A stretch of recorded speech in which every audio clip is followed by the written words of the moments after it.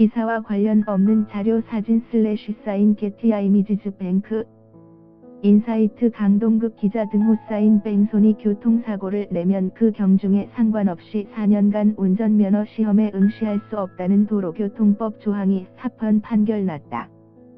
지난 4일 헌법재판소는 도로교통법 제82조 2항에 대해 재판관 7이 의견으로 합헌 결정을 내렸다. 앞서 뺑소니 교통사고 혐의로 운전면허가 취소된 이씨가 해당 조항에 대해 위헌이라며 헌법소원을 청구했기 때문이다.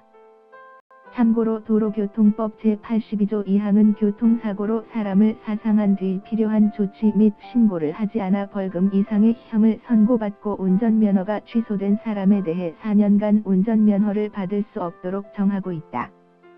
기사와 관련 없는 자료 사진 사인 게티 이미지즈 뱅크 이씨는 지난 2014년 9월 자신의 승용차를 운전하던 중 도로 가장자리를 따라 걷고 있던 얼씨의 손에 사이드미러로 충격을 가하고 달아났다.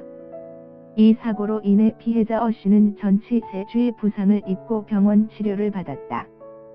이씨는 뺑소니 교통사고 혐의로 기소돼 벌금 400만 원을 선고받고 운전면허가 취소됐다.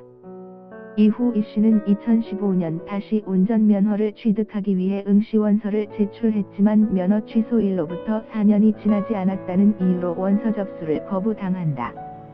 원서 접수를 거부당한 이씨는 교통사고 피해자 부상이나 피해 규모와 상관없이 단지 교통사고 현장에서 구호 조치를 하지 않고 이탈했다는 이유만으로 형사처벌뿐 아니라 재응시 자격까지 박탈한 것은 지나치게 가혹하다고 주장하며 과잉금지원칙 위반을 근거로 헌법소원을 청구했다. 기사와 관련 없는 자료 사진 사인 연합뉴스 헌재는 이에 대해 교통사고 피해자 구호 조치를 위한 것으로 입법 목적이 정당하고 침해되는 사익보다는 국민의 생명권 보호와 공공안전이라는 공익이 크다며 합헌 판결을 내렸다.